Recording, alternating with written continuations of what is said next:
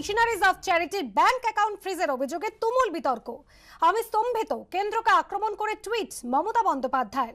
স্বরাষ্ট্রমন্ত্রক নয়, প্রতিষ্ঠানের তরফেই ব্যাংকে ফ্রিজ করতে বলা হয়েছিল বলে দাবি কেন্দ্রের।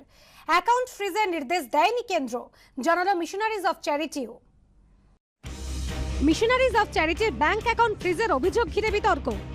কেন্দ্রের বিরুদ্ধে একসুরে সরব তৃণমূল, কংগ্রেস, সিপিএম। কোনো অ্যাকাউন্ট তারা বন্ধ করেনি, বিবৃতি দিয়ে দাবি কেন্দ্রের। সোমবার সন্ত টেরেজার মিশনারিজ অফ চ্যারিটির অ্যাকাউন্ট ফ্রিজের অভিযোগ ঘিরে তোলপাড় পড়ে যায় কলকাতায়। মুখ্যমন্ত্রী মমতা বন্দ্যোপাধ্যায় টুইটে অভিযোগ করেন, আমি শুনে হতবাক যে ক্রিসমাসে কেন্দ্রীয় সরকার মিশনারিজ অফ চ্যারিটির সমস্ত অ্যাকাউন্ট ফ্রিজ করেছে।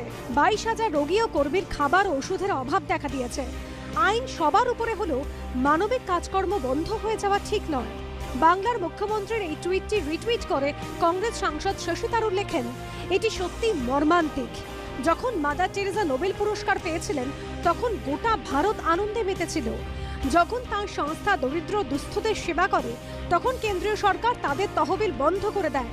লজ্জাজনক বিষয়। সিপিএম এর রাজ্য সম্পাদক সূর্যকান্ত মিশ্র টুইটারে লিখেছেন, হতবাক করে দেওয়ার মতো খবর। ক্রিসমাসে মিশনারিজ অফ চ্যারিটির সমস্ত অ্যাকাউন্ট ফ্রিজ করেছে কেন্দ্রীয় সরকার। ভারতে প্রতিষ্ঠানের সমস্ত অ্যাকাউন্ট ফ্রিজ করা হয়েছে। মজুদ থাকা নগদ ব্যবহারের উপরেও নিষেধাজ্ঞা জারি করা হয়েছে। তাদের 22,000 রোগী ও কর্মীকে খাবার, ওষুধ ছাড়া থাকতে হবে। যদিও কেন্দ্রের তরফে প্রেস বিজ্ঞপ্তি দিয়ে জানানো হয়েছে, কেন্দ্রীয় স্বরাষ্ট্রমন্ত্রক মিশনারিজ অফ চ্যারিটির কোনো ব্যাংকের অ্যাকাউন্ট ফ্রিজ করেনি। স্টেট ব্যাংক অফ ইন্ডিয়া তরফে জানানো হয়েছে, মিশনারিজ অফ চ্যারিটির তরফে আবেদন করা হয়েছে তাদের অ্যাকাউন্ট ফ্রিজ করার জন্য। প্রেস বিজ্ঞপ্তিতে কেন্দ্রীয় সরকারের তরফে জানানো হয়েছে, নিয়ম না মানায় বিদেশি অনুদান নিয়ন্ত্রণ আইন এবং বিদেশি অনুদান নিয়ন্ত্রণ বিধি অনুযায়ী 25শে ডিসেম্বর মিশনারিজ অফ চ্যারিটির রেজিস্ট্রেশন রিনিউ করার আবেদন খারিজ করা হয়। এরপর তা বিবেচনা করে দেখার জন্য কোনো আবেদন জমা পড়েনি। কেন্দ্রীয় সরকারের প্রেস বিজ্ঞপ্তিতে জানানো হয়েছে, এফসিআর এর অধীনে মিশনারিজ অফ চ্যারিটি রেজিস্ট্রেশনের মেয়াদ ছিল গত 31শে অক্টোবর পর্যন্ত। এফসিআর এতে নথিভুক্ত অন্যান্য প্রতিষ্ঠানের মতো তাদের মেয়াদও 31শে ডিসেম্বর পর্যন্ত বাড়ানো হয়। তা রিনিউ করার আবেদন এখনো আসেনি। এরপর মিশনারিজ অফ চ্যারিটি বিবৃতি দিয়ে জানায়, এফসিআর এতে missionaries of charity registration suspend করা হয়নি, বাতিলও হয়নি। কেন্দ্রীয় স্বরাষ্ট্র মন্ত্রক কোনো ব্যাংক অ্যাকাউন্ট ফ্রিজ করার নির্দেশও দেয়নি। আমরা জানতে পেরেছি, এফসিআর এতে আমাদের পুনর্নবীকরণের আবেদন অনুমোদিত হয়নি। তাই এক্ষেত্রে যাতে কোনো ভুল ত্রুটি না হয় সেজন্য আমরা নিজেদের সেন্টারগুলিকে বলেছি বিষয়টি নিচে যাওয়া পর্যন্ত ফরেন কারেন্সি অ্যাকাউন্ট ব্যবহার না করতে।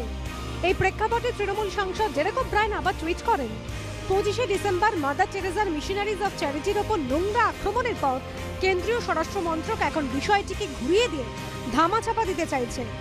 ভারতে এখন শক্তিশালী বিরোধী রয়েছে, তারা ভালোর জন্যই লড়াই করবে। আমাদের নেত্রী মমতা বন্দ্যোপাধ্যায় সবসময় নিপীড়িতদের পাশে দাঁড়ান। প্রকাশ সিনহার রিপোর্ট, এবিপি আনন্দ, কলকাতা। মতুয়া দিনে অস্বস্তি অব্যাহত বিজেপি শিবিরে। আজ বনগাঁর প্রায় 800 জন মতুয়া সদস্য যোগ দিলেন তৃণমূলে। যদিও গেরুয়া শিবিরের দাবি কেউ তাদের ছেড়ে যায়নি। এদিকে হোয়াটসঅ্যাপ গ্রুপ ত্যাগ নিয়েও তুঙ্গে উঠেছে তরজা। এই প্রেক্ষাপটে বিজেপির পরিষদীয় দলে বৈঠকে অংশ নিলেন না 3 বিধায়ক। বিজেপির মতুয়া অস্বস্তি অব্যাহত। ইতিমধ্যে দলের একাধিক হোয়াটসঅ্যাপ গ্রুপ ছেড়েছেন 3 জেলার 9 বিধায়ক। এবার বনগাঁয় মতুয়া সম্প্রদায়ের প্রায় 800 সদস্য বিজেপি ছেড়ে যোগ দিল তৃণমূলে। এবছর বিধানসভা নির্বাচন, বিধানসভা উপনির্বাচন এবং কলকাতা পুর নির্বাচন কোথাও ভালো ফল করতে পারেনি বিজেপি।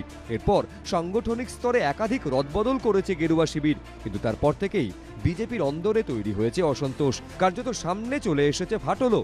নতুন কমিটিতে মতুয়াদের প্রতিনিধি না থাকায় কার্যত বিদ্রোহ ঘোষণা করে শনিবার উত্তর 24 পরগনা ও নদিয়ার 5 মতুয়া বিধায়ক দলের হোয়াটসঅ্যাপ গ্রুপ থেকে বেরিয়ে যান। তাদের সমালোচনায় সরব হয়েছেন মতুয়া সম্প্রদায়েরই সদস্য বনগাঁ দক্ষিণের বিজেপি বিধায়ক। যদিও সমালোচনা সত্ত্বেও এখনও নিজেদের অবস্থান থেকে সরতে নারাজ বিক্ষুব্ধরা। আমাদের এখানে মতুয়াদের একটা মেজর জায়গা জুড়ে 12টা সিটে আমরা প্রায় জিতেছি। সংখ্যার হিসাবে দেখতে গেলে মতুয়াদের সেইভাবে প্রাধান্য দেওয়া হয়নি, এটা বাস্তব সত্য। যেমন তেমন আমরা একটা দল করি, সারা বিশ্বের সব থেকে বড় দল এখন ভারতীয় জনতা পার্টি। সেই দলের যে নীতি আদর্শ, সেই আদর্শ আমাদের শেখায় না যে দলের অভ্যন্তরীণ বিষয় নিয়ে রাস্তায় নামা, গ্রুপ থেকে বেরিয়ে যাওয়া। প্রশ্ন তো কালকে দিয়েছে, এই সম্পর্কে কোনো মন্তব্য করবো না। প্রথম কথা, কোনো মন্তব্য করবো না। আমার প্রতিবাদের জায়গায় থাকবে। আমাদের সাংগঠনিক ব্যাপার সংগঠন দেখবে সেটা। সংগঠন যেটা বলবে শিরোধার্য সেটা মাথা পেতে আমরা নেব, নিতে বাধ্য আমরা।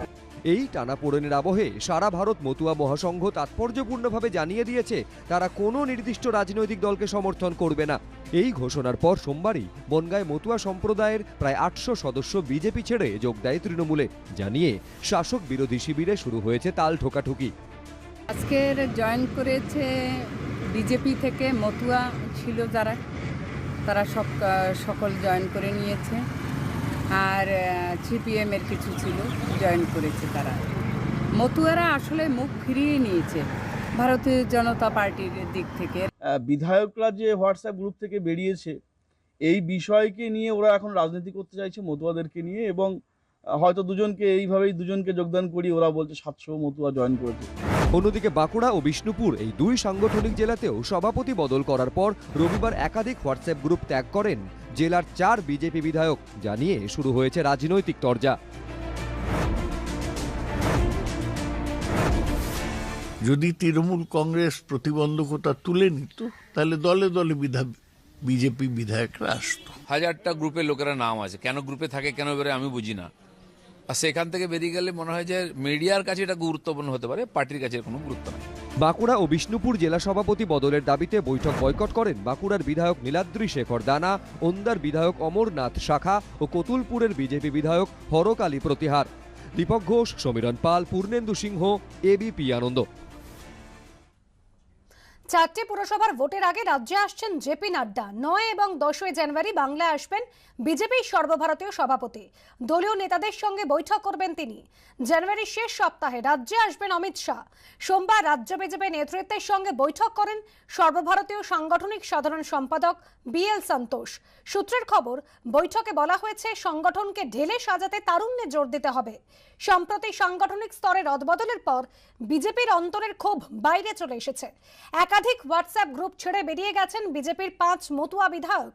আর অন্যদিকে কিছুদিন আগে রাজ্য বিজেপি নেতৃত্বের বিরুদ্ধে সরব হন বিজেপি নেত্রী এবং রাজ্যসভার সাংসদ রূপা গঙ্গোপাধ্যায়। সূত্রের খবর, এই প্রেক্ষাপটে সোমবারের বৈঠকে সাংসদ বিধায়কদের উদ্দেশ্যে বার্তা দেওয়া হয়, সংগঠনে যারা রয়েছেন তাদের প্রয়োজনীয় সম্মান দিতে হবে। সম্ভাবনা আছে যে অনেক কেন্দ্রীয় নেতারা আসবেন, জেপি নাড্ডা সাহেব আসবেন, ওনারও অমিত শাহের ব্যাপারে কথা হচ্ছে, অমিত শাহ মহাশয় আসবেন, সবার ব্যাপারে বিভিন্ন প্রোগ্রামে, সাংগঠনিক প্রোগ্রামে আসবেন। কলকাতা পুরসভায় আজ শপথ নিলেন শাসক ও বিরোধী দলের একাধিক কাউন্সিলর। রীতি মেনে অ্যাকাউন্টস কমিটির চেয়ারম্যানের পদ কি পাবেন বিরোধীরা, প্রশ্ন তুলল বিজেপি। আর অন্যদিকে শপথের আগে এদিন বাম কাউন্সিলরদের ঘরে গিয়ে দেখা করলেন বিজেপি কাউন্সিলর সজল ঘোষ। কলকাতা পুরসভার অ্যাকাউন্টস কমিটির চেয়ারম্যান কে হবেন? রীতি মেনে বিরোধী কাউন্সিলরকেই কি এই পদ দেয়া হবে, নাকি এই পদে বসবেন শাসক দলের কোনো কাউন্সিলর? বিধানসভায় পাবলিক অ্যাকাউন্টস কমিটির চেয়ারম্যান নির্বাচন ঘিরে বিতর্কের রেশ টেনে কাউন্সিলরদের শপথ গ্রহণ অনুষ্ঠানেই এই প্রশ্ন ছুড়ে দিল বিজেপি। এবারে বিধানসভা ভোটে বিজেপির টিকিটে কৃষ্ণনগর উত্তর কেন্দ্রে যেতেন মুকুল রায়, কিন্তু 11ই জুন তৃণমূল ভবনে দেখা যায় মুকুল রায়কে। এরপর মুকুল রায়কে পাবলিক অ্যাকাউন্টস কমিটির চেয়ারম্যান করা নিয়ে বিতর্ক মাথাচাড়া দেয়। এবার সেই প্রসঙ্গ উঠে এলো কলকাতা পুরসভার নবনির্বাচিত কাউন্সিলরদের শপথ গ্রহণ অনুষ্ঠানেও। আমরা তো বিরোধী আছি, এত বছর ধরে বিরোধী আছি। কোনোদিন 3 জন, কোনোদিন 2 জন, কোনোদিন 5 জন। পার্টি থেকে আমরা লিডার আছি। অ্যাকাউন্ট কমিটি তো থাকেই বিরোধীর কাছে, দিলে ভালো, না হলে তো নিজে নিজে করে নেবেন ওরা।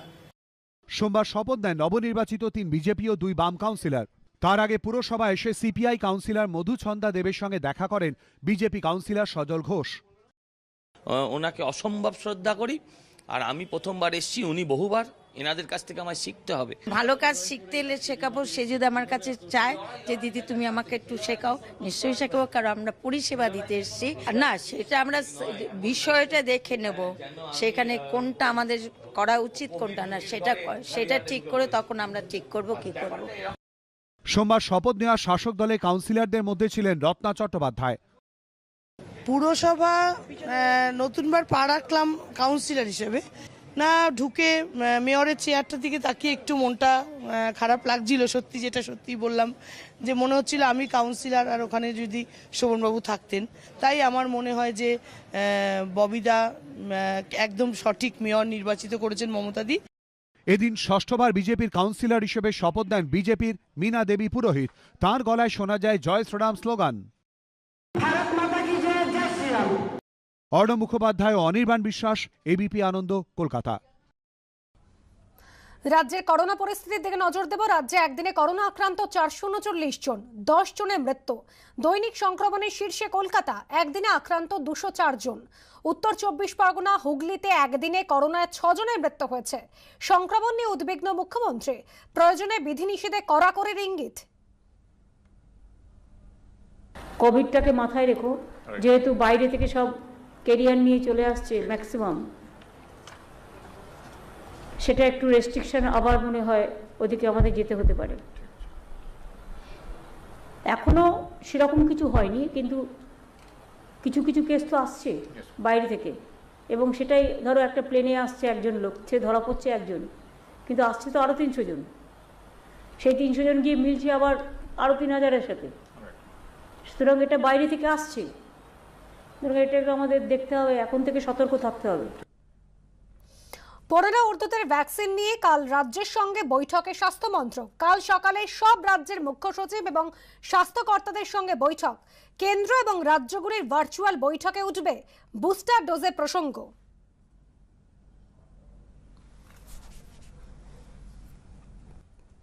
এক পেয়ালা সোনার বাংলা, দ্য গোল্ডেন বেঙ্গল, বিশ্বের সবচেয়ে দামি চা, যার প্রতিটি পাতায় সোনার পরত। বিশ্বের সবচেয়ে দামি দ্য গোল্ডেন বেঙ্গল চায়ের প্রতি কেজির দাম 14 কোটি টাকা। 2022-এর মে মাসে এই চায়ের আত্মপ্রকাশ ঘটবে ঐতিহাসিক লন্ডন টি এক্সচেঞ্জের মাধ্যমে।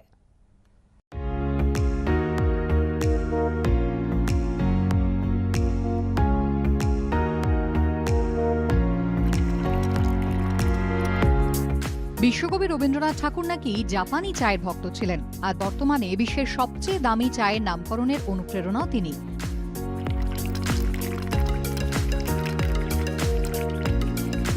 1 কেজি চায়ের দাম ভারতীয় মুদ্রায় 14 কোটি টাকা। হ্যাঁ, ঠিক শুনেছেন, 14 কোটি টাকা 1 কেজি চায়ের দাম। পাওয়া যাবে লন্ডন টি এক্সচেঞ্জ। লঞ্চ হবে 2022।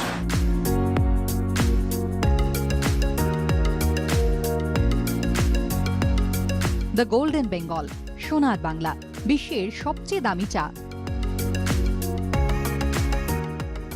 দাম প্রতি কেজিতে 14 লক্ষ পাউন্ড, অর্থাৎ ভারতীয় মুদ্রায় 1 কেজি দ্য গোল্ডেন বেঙ্গল চায়ের দাম 14 কোটি টাকা।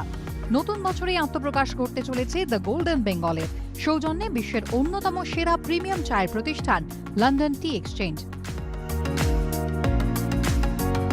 The very first non-European to win a Nobel Prize in Literature was Mr. Tagore, and of course he was from Bengal region, so we wanted to link to that. And of course the national anthem of Bangladesh starts off with Amar Shunar Bangla, and so my Golden Bengal is where this tea comes from.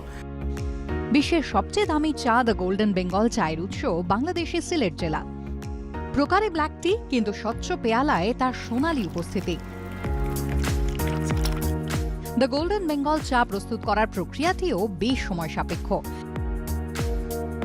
এর জন্য সময় লেগেছে প্রায় 4.5 বছর। 900 KG উৎপাদিত চা থেকে মাত্র 1 কেজি চা পাতা বাছাই করা হয়, যার প্রতি পাতায় 24 ক্যারেট সোনার প্রলেপ। It's taken us, like I said, 4.5 years, a lot of time. Each of the leaf will be coated with 24 karat gold, and it will become the most expensive tea in the world. So we're looking at 1.4 million a kilo. We are hoping next year this will be received by each of the Nobel Prize winners. বিশ্বের সবচেয়ে দামি চা the golden বেঙ্গলের ঠিকানা লন্ডনের 103 brick লেনে অবস্থিত London টি exchange. London টি exchange, যার প্রতিটি কোণায় 300 বছরের পুরনো ইতিহাসের ছোঁয়া। একসময় ইস্ট ইন্ডিয়া কোম্পানির মাধ্যমে সারা বিশ্ব থেকে আসা সেরা চায়ের পাতার নিলাম হতো এখানে। 9 দশকে এই প্রতিষ্ঠান কিনে নেন চা গবেষক আলিউর রহমান। পরবর্তীতে তিনি প্রতিষ্ঠা করেন লন্ডন টি এক্সচেঞ্জ। বিশ্বের 42টি দেশের প্রায় 900 ধরনের প্রিমিয়াম চা পাতা পাওয়া যায় এখানে। এর মধ্যে 300 ধরনের চা সাধারণ মানুষের জন্য। আপাতত অপেক্ষা 2022-এর মে মাসের। আনুষ্ঠানিক আত্মপ্রকাশ ঘটবে বিশ্বের সবচেয়ে দামি চা দ্য গোল্ডেন বেঙ্গলের। সৌমিক সাহার রিপোর্ট, এবিপি আনন্দ, লন্ডন। বড়দিন উপলক্ষে অ্যালেন পার্কে কলকাতা পুলিশের অনুষ্ঠান। উপস্থিত ছিলেন পুলিশ কমিশনার সৌমেন মিত্র। বক্তব্যে উঠে এলো স্মৃতিচারণা। কলকাতার মানুষ পার্ক স্ট্রিটে আসে, দে আর অল ভেরি রেসপন্সিবল পিপল। আমাদের কাজ আমরা করি এবং তারা সহযোগিতা করে, তাই আমরা করতে পারি। ক্রিসমাস হোক বা নিউ ইয়ার্স ইভ হোক, আমরা সবসময় সাধারণ লোকের হেল্প পাই, তাই আমরা এই কাজটা খুব ভালোভাবে করতে পারি।